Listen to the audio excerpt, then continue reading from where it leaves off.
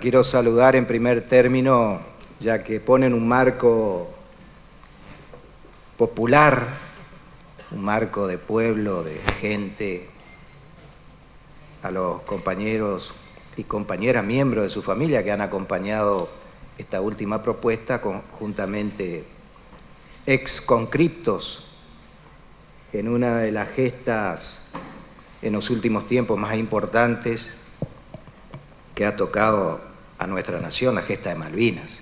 Así que saludo con su presencia, que le da el marco de realismo, de necesario realismo a todo lo que aquí se discute, que es nada más y nada menos que la sala sagrada de la representación del pueblo de la provincia de Misiones, que nosotros transitoriamente por el mandato de ese pueblo juramos defender primariamente en el comienzo y en el final, mucho más importante que a las leyes y los preceptos hechos por el hombre, sino que se trata en la política, por lo menos así yo lo considero, de defender permanentemente al pueblo, al hombre de carne y hueso, a la mujer, a través de las ideas, a través de los debates políticos. Quiero también, en igual término, saludar en este recinto a quienes, producto del último ejercicio democrático del sufragio, han resultado electos nuevamente o por primera vez representantes del mismo pueblo, y siendo esta la última sesión del año, anticipar, creo, algo que es fundamental, que es el espíritu. Fundamental que en cada paso que da la democracia, el espíritu de las personas, porque somos antes que nada personas imperfectas, personas con una vida y con una historia personal, pero cuando el pueblo no pone, mediante un mandato, en la obligación de cumplir con él y de todos los preceptos, debemos ser leales a ese pueblo.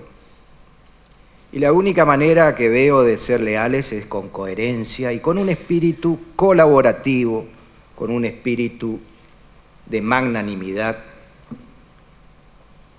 con un espíritu, el buen espíritu que tiene cualquier ciudadano, no importa cuál fuera su condición, de querer progresar en comunidad, aportando no solamente ideas, sino aportando esa cuota, y que los misioneros nos distinguimos, porque heredamos de nuestros hermanos ancestrales por una parte, heredamos de la corriente religiosa que forjó por algo la civilización, la primera civilización insigne de Latinoamérica, aquí donde estamos,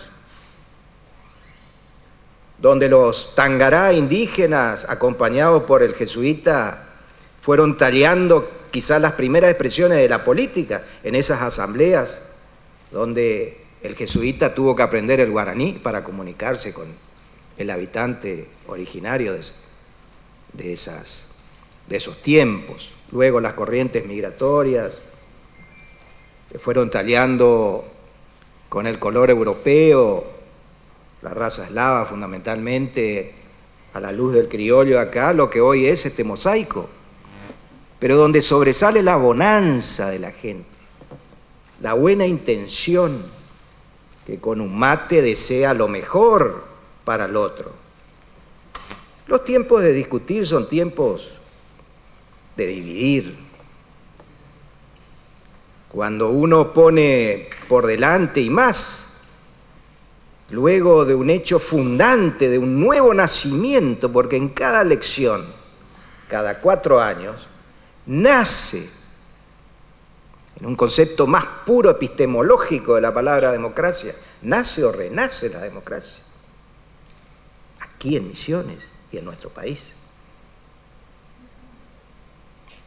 Y quería hacer público algunas cuestiones porque tienen que ver con la política, no solamente con la representación, como decía, al cual estamos obligados a cumplir cabalmente con todo, no solamente con algunos preceptos lineales.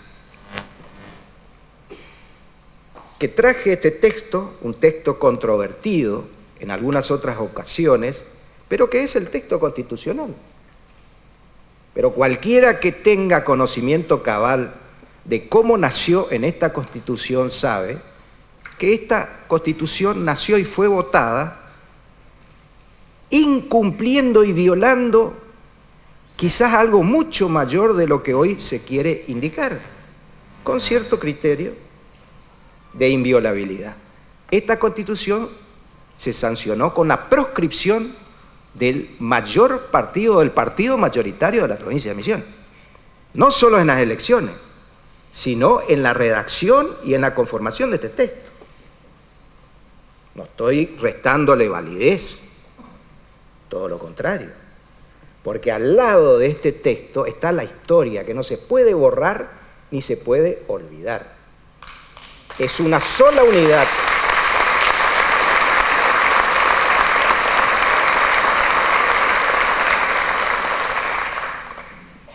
Pero lejos de polemizar en un día de hoy, que creo que es un magno día, atento a lo que señalaba, porque renace una nueva intención, renace una nueva esperanza en la provincia y en la nación. Debemos cuidar de acompañar frases, pensamientos, a todo el deseo de un pueblo, que es el deseo de lo mejor.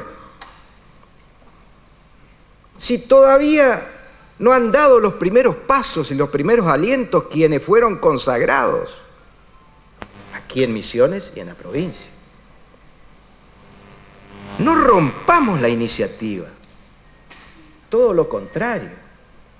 Yo creo que es de buena gente facilitar el acceso para que las cuestiones pendientes formen parte de una nueva sociedad. Últimamente invierto cada vez más de mi tiempo en reflexionar, en analizar, si bien no puedo esconder mi tendencia al estudio, a la superación por el lado de las ideas, pero también a la comunicación del sentimiento, del corazón que debe haber para lograr un equilibrio pleno. Y veo una muy fuerte corriente de esperanza, quizás más fuerte que en el país, aquí en la provincia de Misiones, de superación. Consecuente con esa vibración, con esa vibra, como dicen los chicos, que es un sentimiento, que hoy lo vengo a exponer, a expresar. El mismo sentimiento me invade como deseo, pero no solamente de los políticos, sabiendo que el pueblo ha elegido un camino con claridad y nitidez de los votos de la soberanía popular aquí en Misiones, y también reconocer que en el país lo ha hecho con otro signo. Si bien, como acá se aclaró en Misiones, hemos triunfado en los dos aspectos, quiero decir también, como jefe político del proyecto Renovación en la provincia, he sugerido a toda la representación nacional de la renovación apoyar todas las iniciativas del nuevo presidente de la nación, porque creo que no debe haber contradicción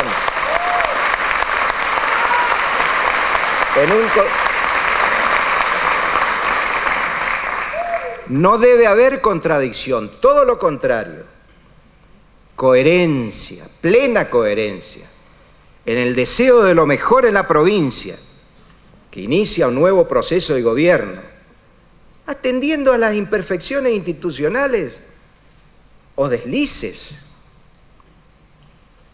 Pero es mucho mayor la intención de dotar al soberano que, reitero, todavía no inició su tarea, de lo esencial para hacerlo. Si no se viola de pensamiento y de cuerpo lo fundamental que es la intención que cualquier hombre de la política debe tener, independientemente de sus diferencias. Por eso no podía callar en dejar de opinar de la importancia de este momento histórico, en donde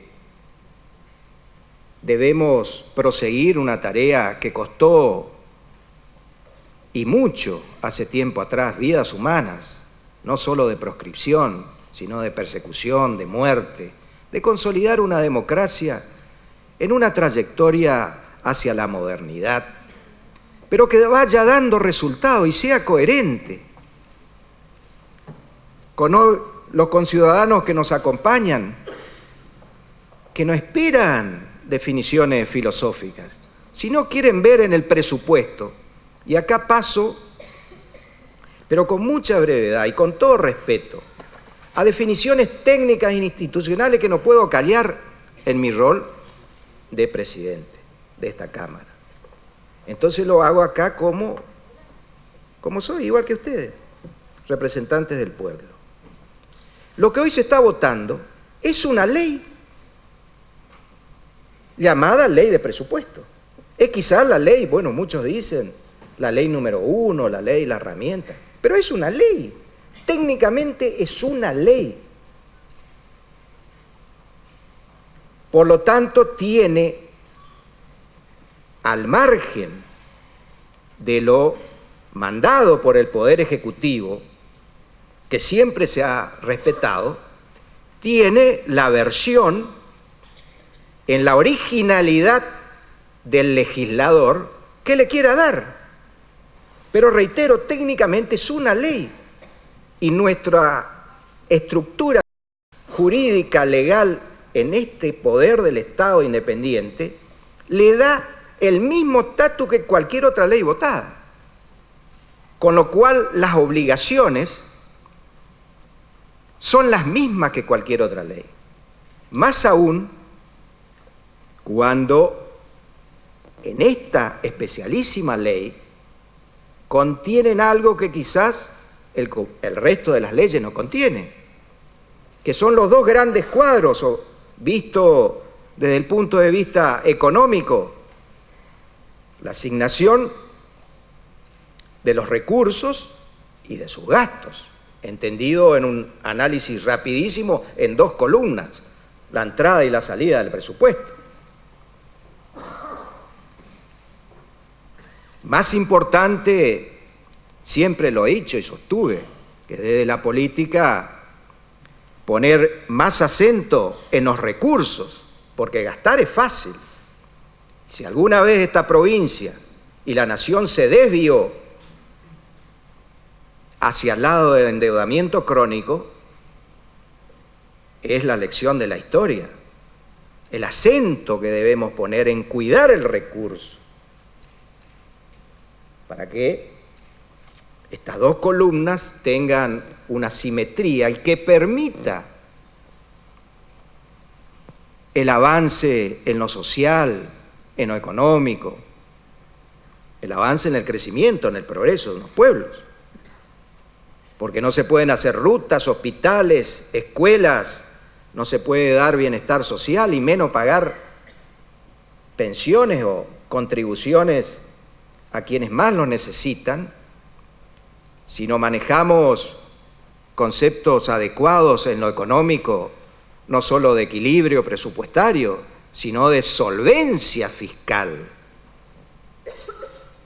Cuestiones consagradas como políticas públicas, votadas en las últimas elecciones. Acá en Posada fracasó el intento de querer eliminar, y en todo el resto de la provincia, Hubieron propuestas y candidatos que llevaron adelante propuestas de eliminar los impuestos. Esto fue plebiscitado. No existe un Estado sin impuestos. Hay dos maneras de financiar lo que hoy queremos, la felicidad de todo el pueblo, responsablemente. Cobrando como manda la Constitución y todas las leyes, las últimas votadas en este Parlamento. Las leyes que le dotan a nuestra moderna estructura de rentas, de capacidad inteligente, tecnológica y humanamente para cumplir esa tarea. Tarea que está demostrada. Por eso los compromisos políticos nuestros y quienes acompañan, y sin ir más lejos, las dos leyes que hoy tenemos el acompañamiento, los jóvenes y los excombatientes, aportadas desde la oposición. ¿Por qué se cumplen? Porque hay recursos y porque hay voluntad política por encima de todo. Pero volviendo a razones técnicas, como fue aludida varias veces la Constitución,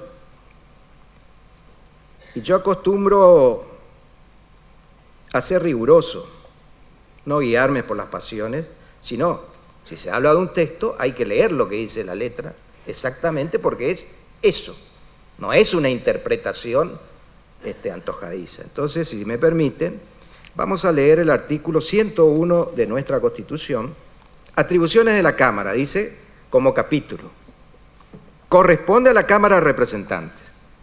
Y acá se habló de superpoderes, poderes delegados, en ningún párrafo está mencionado como tal cuestión.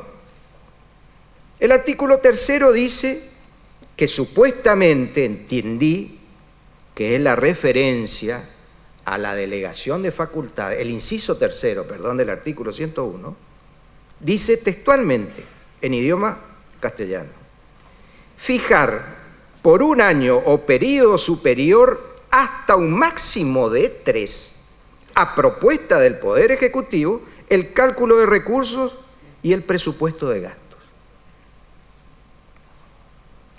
Por un año y hasta un máximo de 3. ¿Qué dijo el constituyente? ¿Qué está diciendo el constituyente en esta referencia temporal? Cae por tierra la famosa delegación, que, reitero, no está escrita como tal. ¿Qué pasa en cualquier economía del mundo? ¿Por qué se refiere a 3?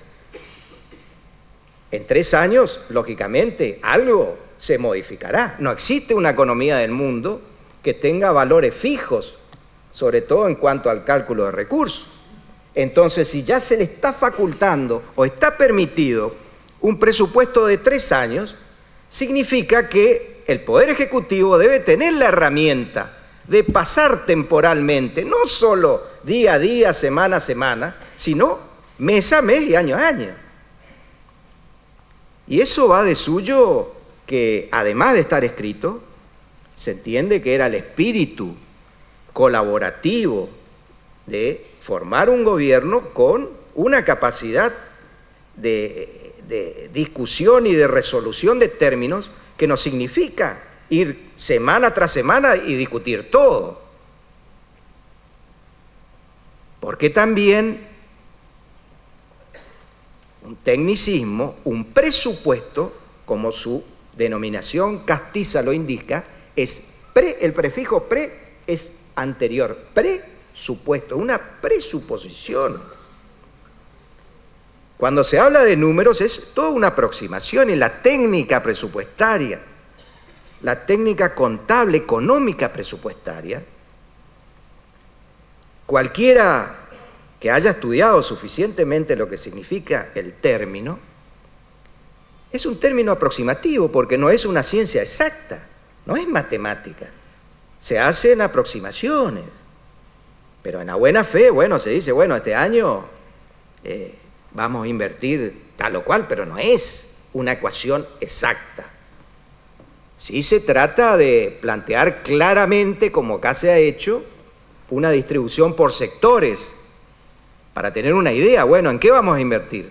Más en educación, menos en agro, en fin, con todas las variantes, y acá ha sido claro la intencionalidad en el quantum de la orientación social, de la inversión social,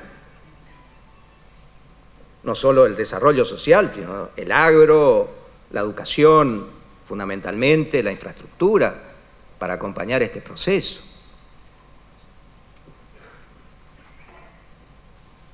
Las democracias con mayor resultado medido por diferentes índices que felizmente en el campo de la ciencia social existen, sancionan con un voto de castigo en los parlamentos, dado que son las mayorías parlamentarias. Estoy hablando de Francia, estoy hablando de Inglaterra, estoy hablando de Alemania y la propia Estados Unidos.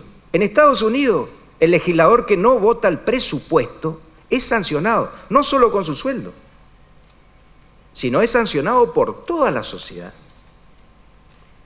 Yo digo esto porque para salir y romper definitivamente la burbuja de una barrera que no es tal, que nos permita avanzar opinando distinto, pero creo que con argumentos se deben superar, como aquí lo ha hecho. Yo felicito a Bárbaro que haya tomado la decisión de marcar lo que no le gusta, lo que considera diferente, pero no dejar de aportar en un proceso donde, reitero, debemos estar todos juntos.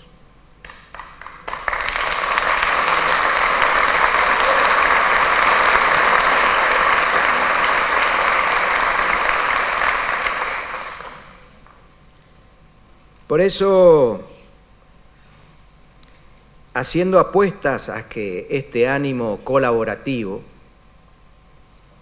y lo digo ya con un antecedente válido, a mí me tocó transitar en el año 2000, gobernar esta provincia, con minoría parlamentaria aquí, haber ganado mi partido por entonces, el Partido Justicialista, y gobernar con el doctor de la Rúa como presidente de la Nación. La misma actitud que hoy adelanto, no yo, porque acá, bueno, soy legislador en lo que a mí respecta, y mis conductas ustedes van a ver aquí. No obstante, el compromiso político, como les adelanté a los miembros de nuestra bancada, es de contribuir y de votar. Y no solamente las leyes en lo inmediato, por lo menos durante un año, las iniciativas del nuevo presidente. Lo mismo hice cuando era presidente de la Rúa. En todas las leyes que mandó al Parlamento, tuvo el acompañamiento de la bancada de Misiones. Quiero ver ahora, y vamos a evaluar, pero para que de una vez por todas se vayan, o por lo menos intentando modificar viejas costumbres, ¿no es cierto?, de votar aquí una cosa y después en la Nación otra. Yo creo que no le hace daño este tipo de comportamiento a ningún partido ni a un gobernante, pero sinceramente en un ánimo superador creo que es un daño al conjunto del pueblo, que nos exige cada vez más cumpliendo cabalmente nuestros roles, cada vez más despojando de viejas rencillas, rencores, y sí buscando argumentos superadores que nos permitan con más inteligencia y con mejor amor, mejor propensión, saldar nuestras diferencias. Y para redondear, para terminar, creo que la voz más firme, la voz de mayor sabiduría, ya ya está dicha. A pocos días fue la voz del pueblo. Acá el 25 de octubre indicó una agenda, indicó un camino, indicó una dirección y un comportamiento. Celebro a quienes escucharon esa voz y hoy van por ese camino. Y a los que no, con toda humildad, por lo menos expresarles que siempre hay oportunidad de desandar el camino y que el rencor o la incomprensión del dictado mayor, bueno, es una cuestión, digamos, que merece ser atendida y merece ser subsanada para el bien de nuestra provincia y para el bien de nuestra nación y de nuestra república. Invito al diputado Rovira a ocupar su lugar.